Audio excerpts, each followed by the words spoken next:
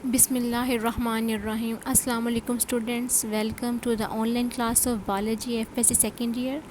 उम्मीद है कि आप लोग खैरियत से होंगे। हमने टॉपिक स्टार्ट किया था एक्सक्रीशन के बारे में, और इस सिलसिले में हमने पहले पढ़ा था एक्सक्रीशन इन इनवर्टिब्रेट्स, और फिर हम पढ़ रहे थे एक्सक्रीशन इन वर्टिब्रेट्स।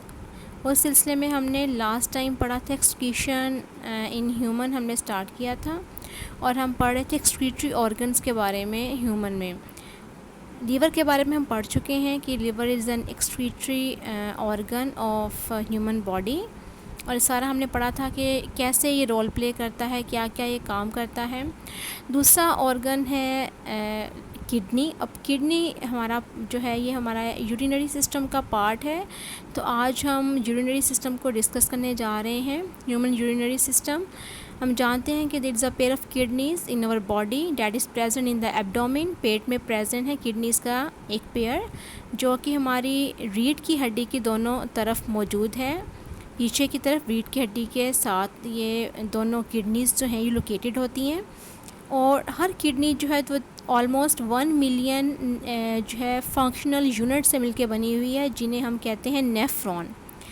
नेफ्रॉन जो है इसमें ब्लड सप्लाई जाती है थ्रू रीनल आर्टरीज़, यानी कि जो हार्ट में से ब्लड आता है किडनीज़ की तरफ, वो आता है through renal arteries. Renal arteries फिर आगे डिवाइड होती हैं into renal arterioles. Renal arterioles मज़ीद डिवाइड होती हैं इनटू कैपिलरीज़, जो बनाती हैं ग्लोमेरुलस, हम पढ़ेंगे इसके बारे में, जो कि नेफ्रॉन्स को ब्लड सप्लाई करती हैं। उसके बाद इसी तरह जब ये ट्यूब्यूल्स मिलती हैं कलेक्ट होकर ये बनाती हैं रीनल वेन, यानी कि जब जो ब्लड वेसल्स हैं वो फिर किडनी में से ब्लड को लेके जाती हैं वापस थ्रू रीनल वेन। अब किडनीज़ जो हैं ये हमारी बॉडी का जो टोटल वेट है उसका 1% से भी लेस जो वेट है ये किडनीज़ बनाती हैं। लेकिन अगर आप इनको देखें कि ब्लड सप्लाई जो है हमारी बॉडी की तकरीबन 20% हमारा जो बॉडी का ब्लड है वो किडनीज़ में जाता है विद ईच हार्ट बीट, यानी कि जब हमारा हार्ट कॉन्ट्रैक्ट करता है तो पूरी बॉडी में जितना ब्लड सर्कुलेट कर रहा है उसमें से 20% ब्लड हमारी किडनीज़ को जाता है। क्यों जाता है? क्योंकि हमारी किडनीज़ ने क्या करना होता है, वेस्ट मटेरियल को ब्लड में से रिमूव करना होता है।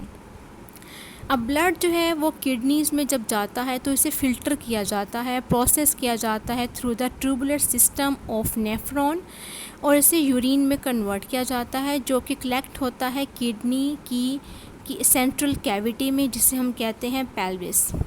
अगर आप प्रीवियस डायग्राम को देखें तो आपको यहाँ पर ये किडनी दिखाई जा रही है। इसका लॉन्गिट्यूडनल सेक्शन है जिसमें आउटर रीजन आपको क्लियर नज़र आ रहा है पिंक कलर का, इसे हम कॉर्टेक्स कहते हैं। और अंदर वाला रीजन जो है जिसमें आपको कोन शेप्ड स्ट्रक्चर नज़र आ रहे हैं, इनको हम कहते हैं रीनल मेडुला। अब रीनल मेडुला और रीनल कॉर्टेक्स के बाद एक और रीजन नज़र आ रहा है आपको दरमियान में, हम कहते हैं पेल्विस। तो जो नेफ्रॉन्स इस रीजन में पाए जाते हैं कॉर्टेक्स एंड मेडुला में, ये जो यूरिन फॉर्मेशन करते हैं वो सारा यूरिन यहाँ पे आके कलेक्ट होता है पेल्विस में। पेल्विस से फिर ये जाता है थ्रू अ डक्ट, यानी एक नाली के ज़रिए ये जाता है ब्लैडर में। इस नाली को क्या कहते हैं? हम कहते हैं यूरेटर। इस नाली को क्या कहते हैं? हम कहते हैं यूरेटर। ये जो नाली है इसे लेके जा रही है एक इन एन अदर स्ट्रक्चर जिसे हम कहते हैं यूरिनरी ब्लैडर। यहाँ पर ये कुछ अर्से के लिए स्टोर किया जाता है और उसके बाद बॉडी से एक्सक्रीट कर दिया जाता है थ्रू अ प्रोसेस जिसे हम कहते हैं यूरिनेशन। ये यूरिनेशन इज़ अ प्रोसेस के दौरान क्या किया जाता है, बॉडी में से यूरिन को एक्सक्रीट किया जाता है through a tube called the urethra. Urethra आपको नज़र आ रहा है, हम पीछे डायग्राम में देखा है कि ये जो स्ट्रक्चर है इनकी एक ट्यूब लाइक स्ट्रक्चर है, इसे हम कहते हैं यूरिथ्रा। फीमेल्स में अगर आप देखें तो फीमेल में इनकी वेजाइना के पास ये ट्यूब ओपन होती है। ये ट्यूब असल में यूरिथ्रा एक ट्यूब है जो कनेक्ट कर रही है ब्लैडर को कनेक्ट कर रही है और इसको एम्प्टी कर रही है during the process of urination.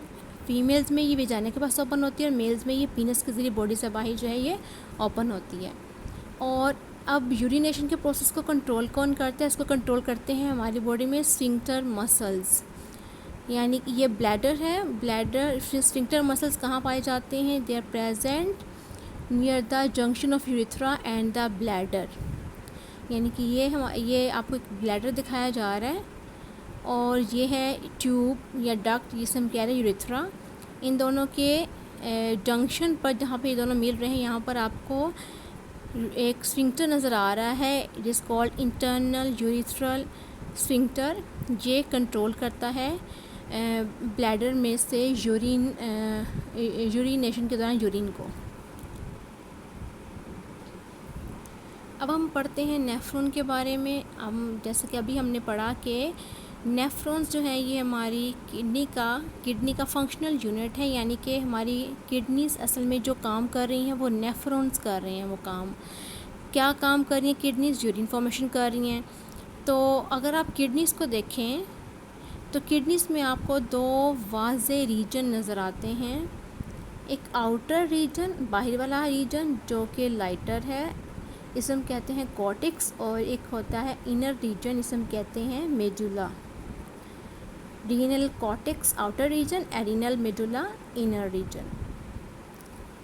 और ये जो नेफ्रॉन्स पाए जाते हैं किडनीज़ में, ये अरेंज होते हैं along these two distinct regions, जिन्हें हम कॉर्टेक्स और मेडुला कह रहे हैं। हमारे जो नेफ्रॉन कॉर्टिकल रीजन में पाए जाते हैं या कॉर्टेक्स में पाए जाते हैं, या आपको यहाँ पर भी इसको दिखाया जा रहा है कि ये किडनी का एक रीजन है, किडनी का एक सेक्शन दिखाया गया। इसमें आपको ये जो लाइटर रीजन है ये कॉर्टेक्स है, और ये जो डार्क रीजन है दैट इज़ मेडुला।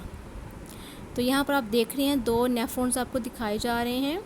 एक नेफ्रॉन जो है वो कॉर्टेक्स के रीजन में, हम कहते हैं कॉर्टिकल नेफ्रॉन, और वो नेफ्रॉन जो मेडुला के पास है उसे हम कहते हैं जक्स्टा मेडुलरी नेफ्रॉन। ये जो नेफ्रॉन आप देख रहे हैं कि इसका ग्लोमेरुलस जो है वो रीनल कॉर्टेक्स और मेडुला के बिल्कुल जंक्शन पे है, जहाँ पे ये दोनों मिल रहे हैं, और इसकी जो ट्यूब्यूल्स हैं वो बहुत डीप पेनिट्रेट कर रही हैं मेडुला के अंदर। इसे हम कहते हैं, इन नेफ्रॉन्स को हम कहते हैं जक्स्टा मेडुलरी नेफ्रॉन्स। और ये वो नेफ्रॉन्स जो कॉर्टेक्स में पाई जाती हैं, यानी कि कॉर्टेक्स के पास, आउटर कॉर्टेक्स के पास पाई जाती है, और जिनकी जो ट्यूब्यूल्स हैं वह मेडुला में होती तो हैं लेकिन बहुत डीप पेनिट्रेट नहीं करती। उन्हें हम कहते हैं कॉर्टिकल नेफ्रॉन्स। आमतौर पर किडनीज़ में 80% टू 85% जो नेफ्रॉन्स हैं वो कॉर्टिकल नेफ्रॉन्स हैं, और जक्स्टामेडुलरी नेफ्रॉन्स जो होती हैं 15% टू 20% नेफ्रॉन्स होते हैं। यहाँ पर भी आपको इन्हीं दो नेफ्रॉन्स की पोजीशन दिखाई गई है कि कैसे अरेंज होते हैं हमारी किडनीज़ में। अब हम पढ़ते हैं स्ट्रक्चर ऑफ नेफ्रॉन। नेफ्रॉन का स्ट्रक्चर क्या है? नेफ्रॉन को अगर आप देखें तो हमें नेफ्रॉन में एक इसका जो इनर एंड है वो एक कप लाइक स्ट्रक्चर जो है यहाँ शेप में नज़र आता है, जिसे हम कहते हैं बोमेंस कैप्सूल, जहाँ से कि आपको यहाँ पर इस डायग्राम में नज़र आ रहा है। This is बोमेंस capsule. In each nephron, inner end forms a cup-shaped structure of swelling. It is called Bowman's capsule.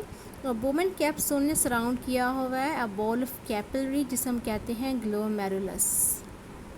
Glomerulus जो हैं ये फिर आगे सर्कुलेट करती हैं ब्लड को। इसमें यहाँ पर जब ब्लड आता है ग्लोमेरुलस में, जहाँ पे इस डायग्राम से आपको समझाती हूँ मैं कि ये जो ब्लड है ये ग्लोमेरुलस में आता है थ्रू एफरेंट आर्टेरियोल्स, और इसको लीव करता है through efferent arterioles. Efferent arterioles आगे जाकर मज़ीद कैपिलरीज में डिवाइड होती हैं, जो कि इन ट्यूब्यूल्स के ऊपर जो है वो एक नेटवर्क बनाते हैं, हम कहते हैं पेरीट्यूबुलर कैपिलरीज। ये ग्लोमेरुलस और बोमेन कैप्सूल को कलेक्टिवली हम कहते हैं रीनल कॉर्पसल, और ये जो आगे ट्यूबुलर पोर्शन है सारा, जो लंबी सी ट्यूब आपको नज़र आ रही है, इसको हम कहते हैं रीनल ट्यूब्यूल। यहाँ पे आपको ज़्यादा वाज़े नज़र आ रहा है कि ये जो एक कप शेप स्ट्रक्चर है जिसे हम कह रहे हैं बोमेन कैप्सूल, और इसके अंदर इसने सराउंड किया हुआ है या अपने अंदर या घेरा हुआ है कैपिलरीज के गुच्छे को, जिसको हम कह रहे हैं ग्लोमेरुलस। उसके बाद इसका ट्यूबुलर पोर्शन स्टार्ट हो रहा है राइट फ्रॉम हेयर। यहाँ से आप देख रहे हैं कि ट्यूब एक स्टार्ट हो रही है और ये बल्क खाती हुई ट्यूब है, इसे हम कहते हैं प्रोक्सिमल कॉन्वोल्यूटेड ट्यूब्यूल। प्रोक्सिमल का मतलब है करीब, कॉन्वोल्यूटेड का मतलब है बल्क खाती हुई। क्योंकि ये जो बल्क खाती हुई नाली है या ये जो बल्क खाती हुई डक्ट है या ट्यूब्यूल है, ये वोमेन कैप्सूल के पास है, इसलिए इसको कहते हैं प्रोक्सिमल कॉन्वोल्यूटेड ट्यूब्यूल। उसके बाद आपको यहाँ पर एक और डक्ट नीचे जाती हुई और फिर उसके बाद ऊपर जाती हुई नज़र आ रही है, इसे हम कहते हैं loop of Henley. This is descending loop of Henley नीचे जाती हुई, और this is ascending loop of Henley ऊपर जाती हुई डक्ट। उसके बाद आपको फिर एक बल्क खाता हुआ हिस्सा नज़र आ रहा है नेफ्रॉन का, इसको हम कहते हैं distal convoluted tubule. Distal mean दूर, यानी कि ये जो स्ट्रक्चर, ये बल्क खाता हुआ जो स्ट्रक्चर है, ये क्योंकि अब वुमेन कैप्सूल से दूर है, इसलिए इसको कह रहे हैं डिस्टल कॉन्वोल्यूटेड ट्यूब्यूल। और एट दी एंड ये जो डक्ट है ये जाकर, या ट्यूब्यूल है, जाके ओपन हो रही है इनटू एन अदर डक्ट या ट्यूब्यूल से हम कहते हैं कलेक्टिंग डक्ट या कलेक्टिंग ट्यूब्यूल। यहाँ पे एक्चुअली जो जब ये इसके अंदर जो फ्लूइड है जब ये यहाँ पहुँचता है तो असल में उसमें वो यूरिन में कन्वर्ट हो चुका होता है, उसमें नाइट्रोजन बेस कंपाउंड्स होते हैं वो रह जाते हैं। और जो ब्लड यहाँ पे आता है ग्लोमेरुलस के ज़रिए वुमेन कैप्सूल के अंदर जाता है, तो यहाँ पर बहुत सारे जो ब्लड में मौजूद वाटर और ग्लूकोज, अमाइनो एसिड्स, इनको फ़िल्टर किया जाता है, फिल्ट्रेट जाता है वुमेन कैप्सूल में। वुमेन कैप्सूल से यह जाता है इस ट्यूब में गुजरते हुए इसमें से बहुत सारी चीज़ों को रीअब्जॉर्ब कर लिया जाता है, और फिर उसके बाद जो फ्लूइड और जो उसके अंदर मौजूद मटेरियल बच जाता है वो यूरिन कहलाता है। और उस यूरिन को फिर रीनल पेल्विस में जमा किया जाता है, वहाँ से वो जाता है यूरेटर के ज़रिए यूरिनल ब्लैडर के अंदर, वहाँ से वो यूरिन यूरेथ्रा के ज़रिए बॉडी से बाहर एक्सक्रीट कर दिया जाता है। यहाँ पर आपको ये सारा नेफ्रॉन का स्ट्रक्चर दिखाया जा रहा है कि कैसे होता है यूरिन फॉर्मेशन, कैसे जो है ब्लड जो है इसमें सप्लाई आ रही है, कैसे ये सारा सिस्टम जो है ये दिखाया जा रहा है आपको।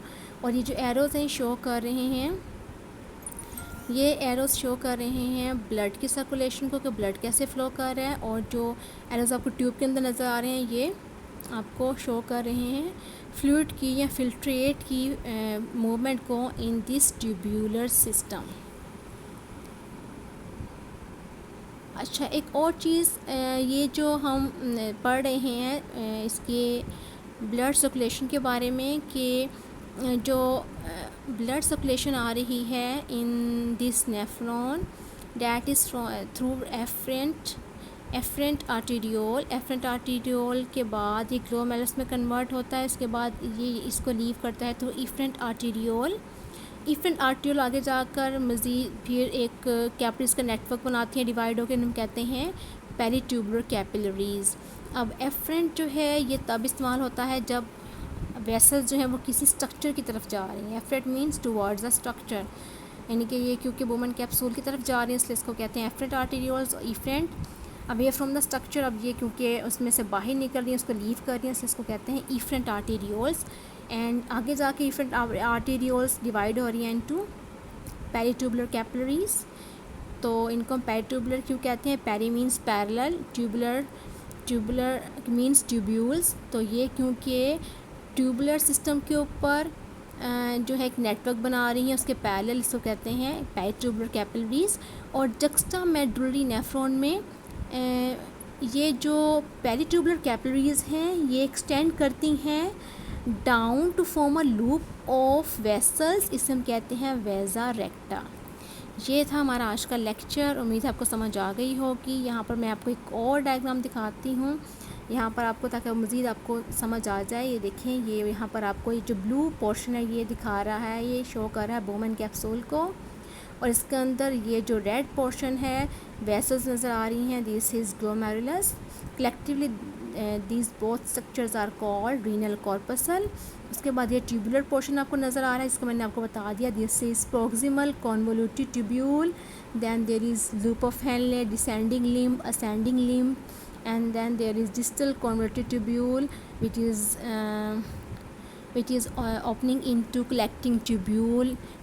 Collecting tubule is going towards pelvis, और उसके बाद ये pelvis से यूरेटर के ज़रिए जाता है ब्लैडर में, ब्लैडर से जाता है बॉडी से बाहर थ्रू यूरेथ्रा।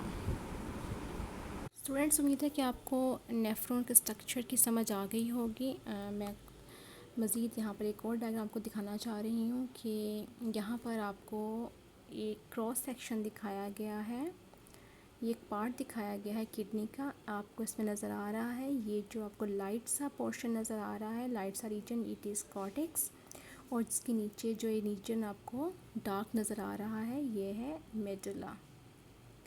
अब आप देखें कि यहाँ पर आपको दो तरह के नेफ्रॉन्स नज़र आ रहे हैं। एक को हम कहते हैं कॉर्टिकल नेफ्रॉन और दूसरे को हम कहते हैं जक्स्टामेडुलरी नेफ्रॉन। कॉर्टिकल नेफ्रॉन ज़्यादातर पाए जाते हैं कॉर्टेक्स के रीजन में। आप देख रहे हैं कि इस नेफ्रॉन का जो मेजर पार्ट है, ज़्यादातर हिस्सा, वो कहाँ पाया जा रहा है, कॉर्टिकल रीजन में या कॉर्टेक्स में, और कुछ पार्ट इसका पाया जाता है मेडुला में। लेकिन जो जक्स्टामेडुलरी नेफ्रॉन है उसमें आप देख रहे हैं कि उसका जो ज़्यादा पार्ट है वो कहाँ जा रहा है, वो पाया जाता है मेडुला में। इसकी जो लूप ऑफ हेनले है वो बहुत डीप पेनिट्रेट कर रहा है मेडुला में, और इसका जो ग्लोमेरुलस है या इसका जो रीनल कॉर्पस है और इसकी जो डिस्टल कॉन्वोल्यूटेड ट्यूब्यूल हैं और प्रॉक्सिमल कॉन्वोल्यूटेड ट्यूब्यूल हैं, ये कॉर्टेक्स और मेडुला के जंक्शन पे, या आप कह सकते हैं कि कॉर्टेक्स के लोअर रीजन पे पाई जा रही हैं। तो ये जो जक्स्टामेडुलरी नेफ्रॉन हैं ये आम तौर पर किडनी में कम होती हैं। किडनीज़ में जितने भी नेफ्रॉन हैं उनमें से 15% नेफ्रॉन जो होती हैं वो जक्स्टामेडुलरी होती हैं, जबकि 85% नेफ्रॉन जो हैं वो कॉर्टिकल नेफ्रॉन्स पाई जाती हैं। और ज़्यादातर जो जक्स्टामेडुलरी नेफ्रॉन्स होती हैं इनका काम होता है कंसनट्रेटेड यूरिन प्रोड्यूस करना। और इनमें कुछ और फ़र्क भी है कि इसका जो ग्लोमेरुलस होता है ये बड़ा होता है, जबकि कॉर्टिकल नेफ्रॉन्स का जो ग्लोमेरुलस होता है ये छोटे साइज़ का